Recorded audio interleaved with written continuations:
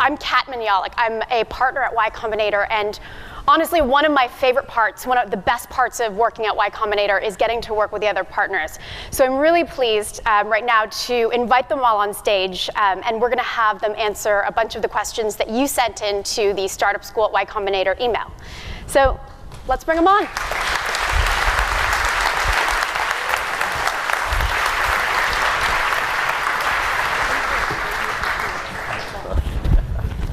Telling me not to move the stools. All right, so I'm going to start, and I'm going to let everyone, so basically what we did was we got about 75 plus questions, and we had to cull them down really fast. So we have time for about 10 of them.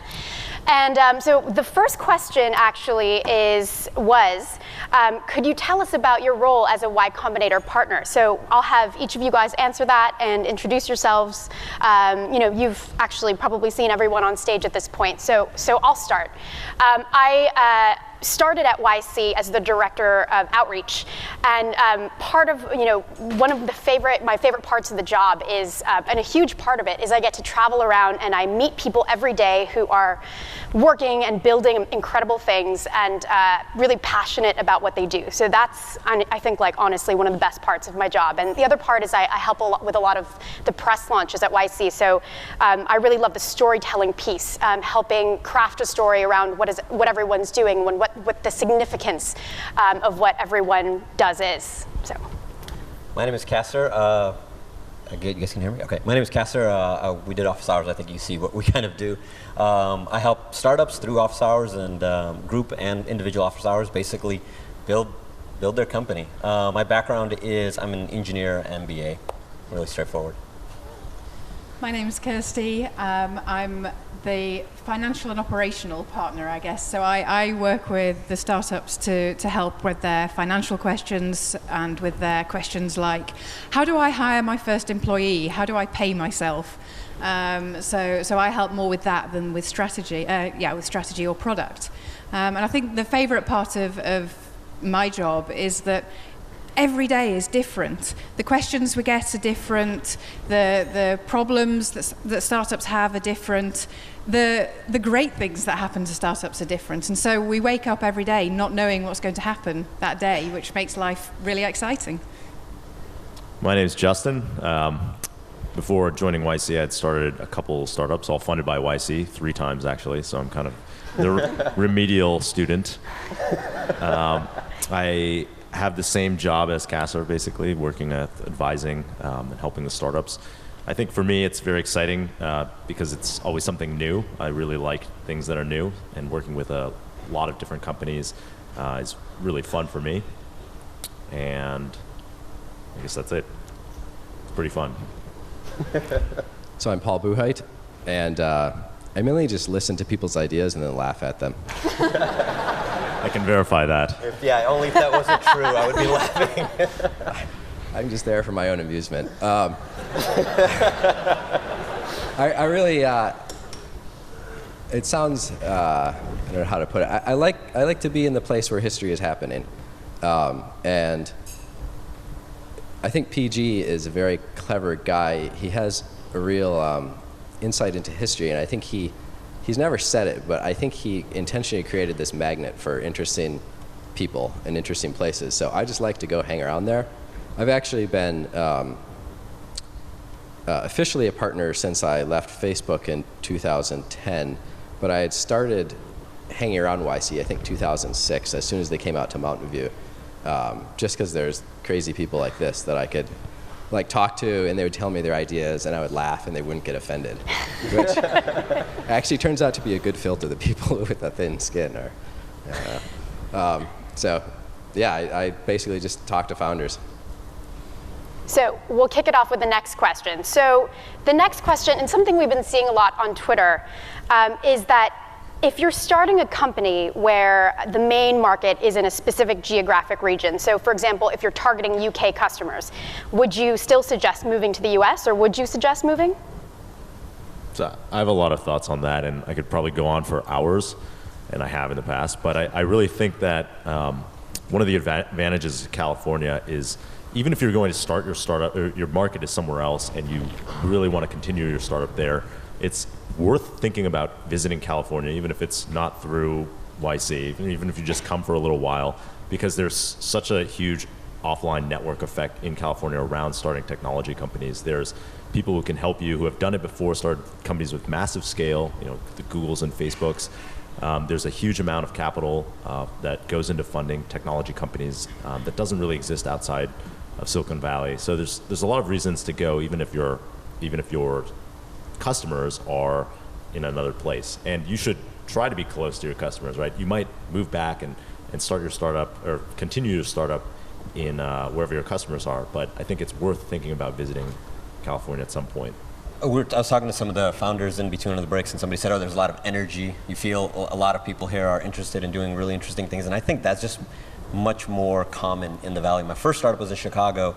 Chicago's a great city. It's had built great technology companies, but there is it just feels very different. When you go out and you tell somebody you're a founder, that's not like a strange thing. They really understand what that means. And I think that somehow emotionally feels good when you feel like you're kind of part of the ecosystem, part of the community. And I think to bring it back to the UK as well, and the mentality, the standard British mentality is, oh, that'll never work. Whereas the mentality over in California is, oh, that might just work. And so that's where you're starting from. You've got a different base point.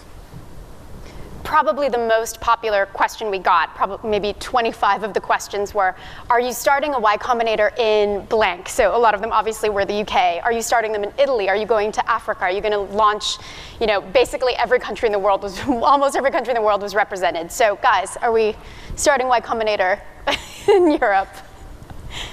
No. I think if we tried to start a program in every country, Kirsty would quickly get overwhelmed. But we would like to fund companies in many, many different countries. And we do. And we do. Last batch had 25. So yeah, this batch has founders that were born in 27 different countries. And the companies in this batch, there's 85 of them now. And 9 of those companies were started outside the US. So there's founders from all over the world, companies that have started in multiple countries. It's definitely something we encourage. Yeah, I think, really what that question is asking is like, why Silicon Valley? And we were talking a little bit about this, and there's kind of 3 things that exist in Silicon Valley which are hard to replicate. First is just the talented technical talent. It is, there are more engineers in probably a couple of buildings at Google than exist in entire states. And that is important when you're trying to build a technology company, you're trying to find co-founders, you're trying to find early team members. The second is the sophistication of the investors themselves. Very early stage, you have to see a lot of volume, you have to see patterns, you just have to be exposed to a level of a number of companies that you just won't see in other countries. I'm from Pakistan. There's a lot of IT in Pakistan, but there isn't that volume that you see in the Bay Area. And the third is you have liquidity events. You have acquirers. The ecosystem is probably an order of magnitude larger than any other in the world, and that's probably an understatement. You can just drive down the 101 or drive down 280, you will see hundreds of technology companies, and so it's very tough to replicate that in another country, another environment. And so, YC did start off actually in Boston. It didn't start off in California, it moved to California. So it's not a dig on other cities or other countries, but it's just that current ecosystem exists, and we want the best ecosystem to help you guys succeed. And I'd like to add, I think the really key thing is attitude towards risk. And it's very hard for people outside of the startup world to quite comprehend how crazy we are. And the reason is that it all works on a power law, right? Like, I'll happily fund 100 stupid ideas if one of them turns out to be Google.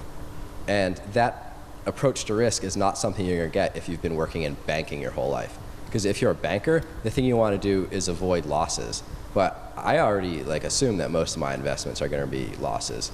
I'm just looking for, maybe Justin TV will be a big thing, right?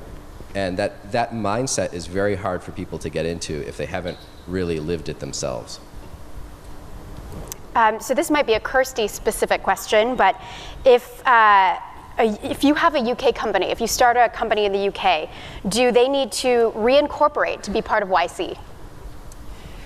We do require that you are a US company for us to be able to invest. And that's not just for our convenience. As you can hear from all of us, we strongly believe that it makes sense to start a company in the US, and that's opening yourself up to many more investors who will only invest in US companies because of the difficulties in investing in foreign companies. So we want to get you set up in the best way possible for you to take the company forward, and we believe that that is being a US company. For companies that come to us, like Kat was saying, we have had companies in this current batch, I think 9, you were saying, that had started a company in another country. And we help them to change the structure of their company so that they can have a US parent company and then a subsidiary in the UK, or we've had a company from Turkey this time. And so we can help you figure out what the best structure is, how to deal with it, and we can do a lot of the work for you, but obviously we don't know really anything about Turkish company law. So in situations like that, you do often need to get counsel from the country that you're moving from as well. But we do as much as we can to help. So this next question is probably one that I get the most often as I travel and meet founders. And they want to know, what is the most important quality that you look for in teams or founders? Grit. Like just determination. That you meet people certain people, and it's not necessarily the smartest or not necessarily, the coolest, the most sociable or whatever. It is people who are determined to do something, and if that case is building an early stage company, that's something that's a person I really want to be, with. For me, one of the questions I'm always asking, and it's very difficult to quantify this, but it's essentially, can they actually see a little bit of reality? Like, do they have vision, something that they're feeling at a visceral level, or are they just chasing after a trend? And we get this a lot of times where I'll ask someone, how do you know this is a good idea? And they'll say, well, there was a TechCrunch article about it. Like, to me, that's the opposite of evidence. Like, like I want someone who's actually has experienced it for themselves. Like if it's a founder where they've actually had this problem, they're solving their own problem, or it's just one of these crazy things where they have that gleam in their eye that they just think that there's something real there, and they just genuinely know it at a visceral level. Because if you don't, I think you just give up. Like, you really have to feel that this is a real problem that you're trying to solve, because it's a tough road.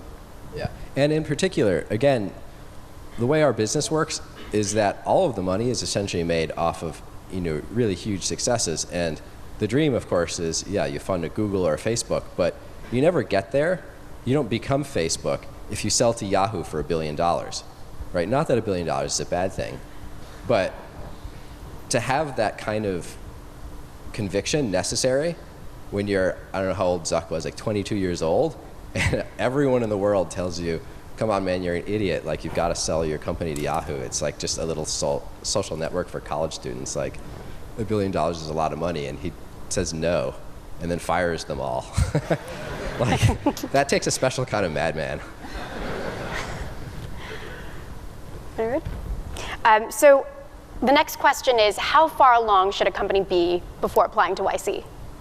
So I think that people often think that we're on one end of the spectrum. I actually hear both. Either YC doesn't fund early stage companies anymore, or YC doesn't fund like companies that are as far along as I am. And the answer is that we actually fund companies at all different stages. Some companies have raised some money, a seed round, before they join YC, and some companies have, they just have an idea and a team, and they don't really, they haven't even really gotten their start yet. So we look for, we really look for the people, like smart people who are dedicated to doing something, and that's I think what we primarily consider and think about.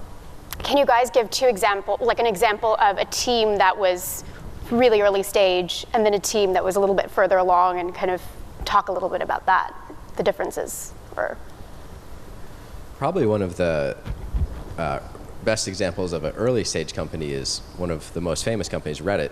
They actually applied with some kind of bad idea. I don't know what it was. It was called My Mobile Menu, or the Reddit. Was before the iPhone, so this was like the disastrous mobile ecosystem that existed back then. So they actually came in, and the idea of Reddit they worked on together with PG. So that's a very early stage example. An example of later stage in the current batch is a company called Calypso, which helps you sell your car, and they had already raised a seed round and kind of had a small team when they came in this summer. Cool. All right. So what are your current thoughts on the solo founder? And then we'll start there. So as you've heard today, startups are tough. And there's always 1,000,001 things to do and time to do about 5 of them in a day.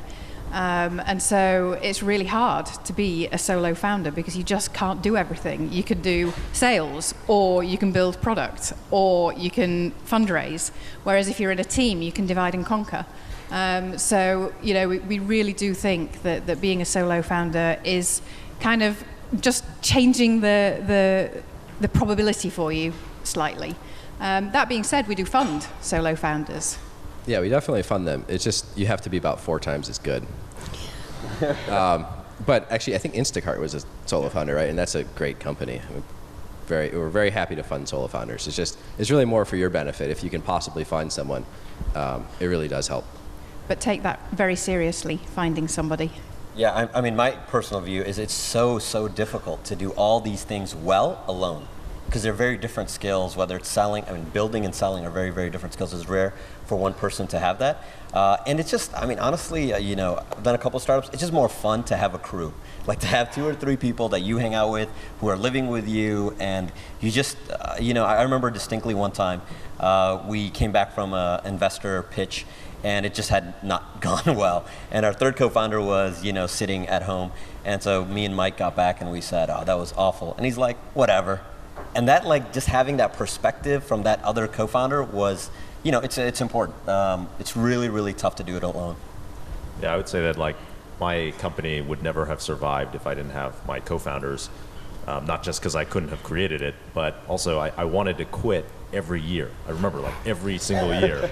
And startups are people say it's a roller coaster. I think it's like a sine wave, and your emotional state, goes up and down and up and down. And if you have too long of a protracted period of time when you're in the low state, then you just give up. But when you have co-founders, it's like you're combining multiple waves, and it balances. Kind of your aggregate emotional state is not too long in that low period, and so it's much less likely that you just kind of give up and die. So while we're on the topic of founders, someone asked, what are the biggest co-founder dispute issues that you've had to deal with?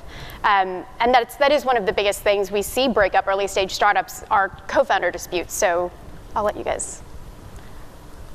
So I think, having a co-founder relationship is like having a marriage. And it goes through good times and it goes through bad times, and it's how you work things through. And in the same way that communication is key in a marriage, it's the same in a company. And so generally a lot of the disputes that we see amongst founders are because communications have broken down for one reason or another, and that could be that one founder is not as committed as the other. It could be that there's an imbalance of power between co-founders that are causing problems. There can be any number of reasons for it, but often it does come back down to communicating. And it's a pressurized environment doing a startup, and so everything is magnified, including your emotions.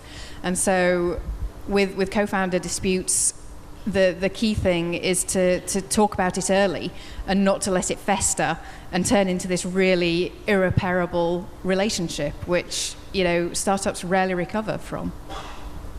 One explanation that was given to me by a co-founder whose co-founder relationship fell apart was that a good test is if you could travel around the world for a few months together and not end up hating each other, because he had actually done that with his co-founder, and then they ended up hating each other for a while, but then they started a company anyway and then ended up hating each other. But it's the same sort of thing where you're on top of each other all the time, right? People are essentially living together, working together, 24/7. There's a lot of very stressful issues, and so you have to be good at resolving your differences and not not just hating the other person.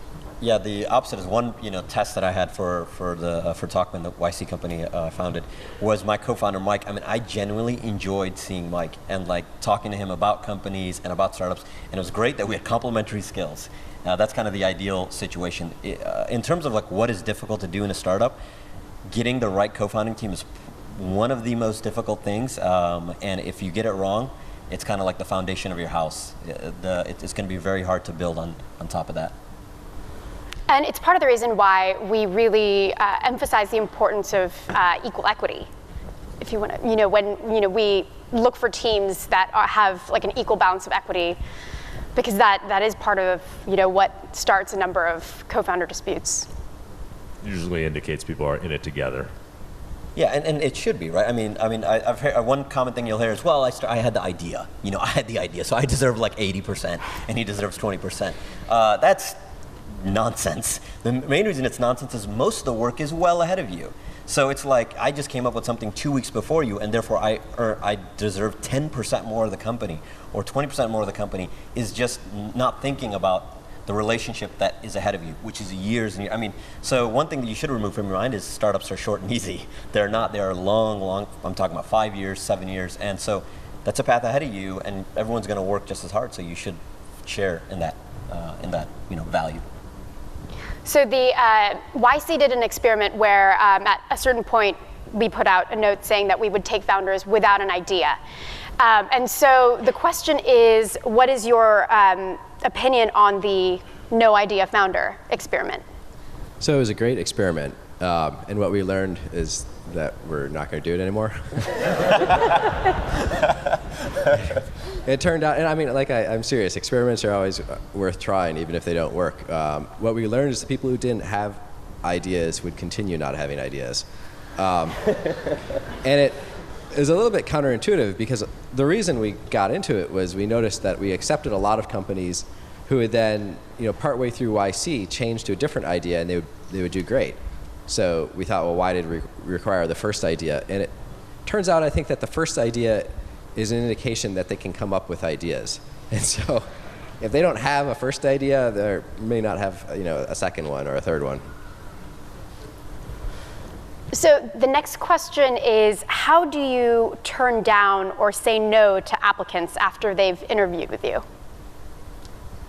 Well, after we actually do send out a message and we describe why we didn't fund, and it is, being on both sides of the YC table, we actually put a lot of effort into it. It is not a trivial thing that we just copy and paste some form rejection, and it's often after a very long day of interviews. And I was very proud that the partners spend that much time to give honest reasons, because if you don't get that honest feedback and it's just like, oh, we're not interested in that market, or some generic kind of VC talk, that's pretty terrible, because you came out to interview and took time out of your time, out of your life to talk to us. So that's specifically what we do. We actually send an email with the reasons why we didn't fund.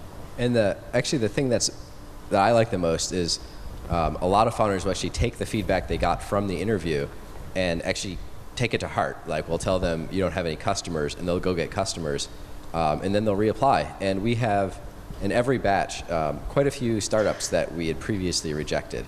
And oftentimes they end up at or near the top of the batch. So rejection is by no means a bad thing. It's a temporary thing. And again, people who are able to take that advice, incorporate it, and move forward, that's actually a really strong signal of a good founder. Yeah. Drew from Dropbox was actually someone who had been rejected and then reapplied, thankfully. Yeah, just think about that. That's amazing. Yeah. So Drew was rejected, and it's a good thing too, by the way. His original idea was SAT test prep. So we actually believe it's harmful to accept people sometimes with the wrong idea or the wrong team. He may have worked on that dumb idea for years and then never started Dropbox. And I think people, that there seems to be a myth out there that applying to YC is a one-time only chance, and like everybody has said, it's not. We do welcome repeat applications, and so we take it very seriously what we are telling people. But the other thing that we hear from founders who have been rejected and then go on to reapply or maybe don't go on to reapply, is that they actually find the process of applying and completing the application form and answering the questions is actually a very, very useful way for them to get their thoughts in order about their company. And so, the conclusion in all of this is you have nothing to lose from putting in an application and everything to gain. You will be learning something, you may get accepted, you may be getting some really useful feedback that you can action on, so you should do it. Yeah, and even if you don't submit it, it's actually great to do the application. Even if your current idea and then you're funded and YC is not interested, it's actually great. Those questions are structured in a way to help you think about your company. I found it pretty useful in itself. We actually even had one company that somehow managed to raise money off of the rejection email. And then we funded them for the next batch. And so with some of those kind of co-founder relationships, there's questions in there about the equity split and the cap table. So if you haven't yet had that conversation with your co-founders, it's kind of a catalyst to do so. You kind of have to figure out those issues before you kind of turn in the application. So then the next question is, how did the first round of nonprofit startups in YC go? So for those of you that don't know, we funded last batch a group of nonprofits, and then a year ago we funded WotC, which was our first nonprofit. And again, it was another experiment. I think the answer is that it's too early to tell. With any company, with any startup, probably a year is not long enough to pick out the real winners. So I guess watch this space and see. I would say that we're interested in continuing to fund nonprofits, and would encourage any of you guys out there who are interested in starting a nonprofit or have friends who are interested to apply and reach out to us. So I might break the question here. Why do you fund nonprofits? Some people might be thinking that. Well, we don't fund them for a start. We donate to them. So in a way, it's our way of giving back to the world. It's our way of helping the world, and we look for a specific type of non-profit as well that we feel will have a really big impact. So I think the root of the idea was that we realized that nonprofits actually hit a lot of the same issues as the for-profits. In particular, the ones we're looking for are ones that are very scalable. So we're probably not going to fund like the local soup kitchen, but something like WotC essentially does all the same things that our regular companies do. They have to acquire users, they have a website, the only difference is that they're a nonprofit instead of a for-profit. And it's actually turned out to be really great having them there. I think they gained a lot, and then I actually thought it just brings like a nice energy and dynamic to the batch. They're great to have. I think they benefit the for-profit companies as well. Cool. Okay, I really like this question. It was, why is it that all the YC founders seem to sleep on the floor in tiny apartments? Someone who's done that, it's like practical to live together. I mean, it was one of the pieces of advice I got before YC, is to live with your co-founders if that's possible. It was hugely beneficial for our company because when you're just around each other all the time, and the point that you generally enjoy being around each other, I think, like everything that we did, we were like just talking about the company, and to echo what's been said throughout the day, the most productive kind of time of my life, because you're just around the people all the time, and it's not work. I guess it never felt to me like work. It felt like, I don't know, another experience that is not work. I think one of the things that we look for is people who are frugal with their resources and really make good use of the resources they have, and that starts when you don't have any money in the early days, and that's something that carries on in the DNA of your company as you move forward. When we started Justin TV, my co-founder Michael was sleeping on the balcony actually because we didn't have any room for him. So it was pretty. We were doing it on a budget, but it was good for us because we were able to survive this like major economic downturn and a couple of years later off of not very much capital raised because we had kind of like every dollar that we had, we watched pretty carefully. It's funny to hear the story, but when you're actually doing it, it's not that fun. So I think it's something about also like to reflect back or something, because it is tough. I mean, when you're a grown up, why do you want to live with like 2 or 3 other people in a very small place? Because it's practical, it's cheaper, etc. So I think we probably have time for one more, but so maybe to wrap it up, what is your, the one best piece of advice you could give to people who are looking to start a startup or apply to YC? So do it now. I think I was talking to some founders earlier. If you're like 30, you have something like 400 months left in your life. Just let that sink in for a bit. If So you're like, morbid. if you're in your 20s, you can do the calculation. And what's so striking about that concept, that 400 months or whatever, is that it's like very tangible. I think you just say like thousands of days or weeks or whatever, it's very hard to understand. Like that's a real number that is counting down every single month, and you don't get that time back no matter who you are. So like take action. Just don't, and what that means more practically, because you hear that generic advice all the time. For me, what it meant in my life was I was working at a company and I saved money. And I saved money specifically so I could get a year's runway if I didn't get funded. And about 6 months in, I got funded through YC, and that was great. But like you have to take practical steps to see that. If you don't do it, it's not going to happen. And then don't lie to yourself. Just like stop thinking about startups and go do something else. I think my piece of advice would be that startups aren't for everyone. It takes a very specific type of person to be able to deal with the things that come with being a startup founder, sleeping on people's floors and the pressures and everything else. And, it's not for everyone, and if it's not for you, then that's fine too. And you need to make that decision, and you need to decide if it's the right thing for you to do. The one piece of advice that I always give people is don't give up. One of the things that I was with one of my co-founders, and we were reminiscing when we started YC for Justin TV. We had we lived in this building with all of these different startups, early startups like Scribd and Dropbox and Discuss and Weebly. And one of my co-founder was saying, well, man, we knew a lot of really smart people back then. They were all successful now. Like all those companies are worth 8 or 9 or 10 figures. And I was like, no, they weren't that smart. They just stuck around, because the fact is that the internet is like a huge growth market, right? Things that were even served a very small niche market in 2007 grew up to be very big companies, because more and more people came online and became their customers.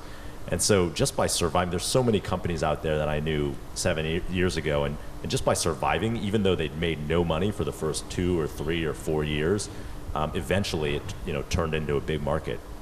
And so the only way you can get there is by not quitting, even though all evidence might point to you wasting your time. I think my one bit of advice is make sure you're in contact with reality. I see a lot of these startups where they've been working on it for a long time, and I'll say, how many users do you have? And they say, well, it's not ready yet. I think that's terrible. Or how many customers do you have? They don't have any customers. They're building the product still. You should never build something until you have customers or users or something. Get the customer first, sell them. If it's something you're gonna sell the product, and then you build it. Don't do it the other way around. Otherwise, you might build it and then no one wants it. And if it's a consumer thing, still you can have a user, or have a handful of users that you can really focus in on. And it's always remarkable how small and how really honestly crappy of a product you can give someone and get some kind of information out of them.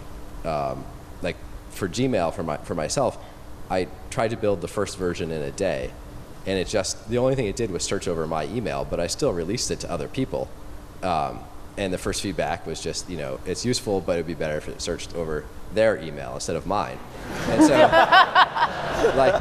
I had real user feedback, and I just iterated every single day. I would go talk to users, and see what it would take. And the goal for quite a while was to get 100 happy users inside of Google. So I would go to each person and I would say, what is it going to take to make you a happy user? Because I actually had a list. And they would tell me, and some of them I'm like, no, that's too hard. And then I go to someone else and it might be something easy. And just working one person at a time, it's very unscalable, but at an early stage, that's what you have to do. Otherwise, you can just be off floating in outer space, building something that nobody will ever want. All right, So we are, there were so many good questions that were asked, and we didn't have time to answer all of them, but what we're going to do is we're going to look through those questions and try to answer more, and we'll release a blog post. So hopefully we'll get to your question if we didn't, answer it or address it on stage. But also we're going to be around for, the next couple hours and at the reception, so please feel free to chat with us and ask us your questions, face to face. We love to hear from you. So thank you. Thank you guys.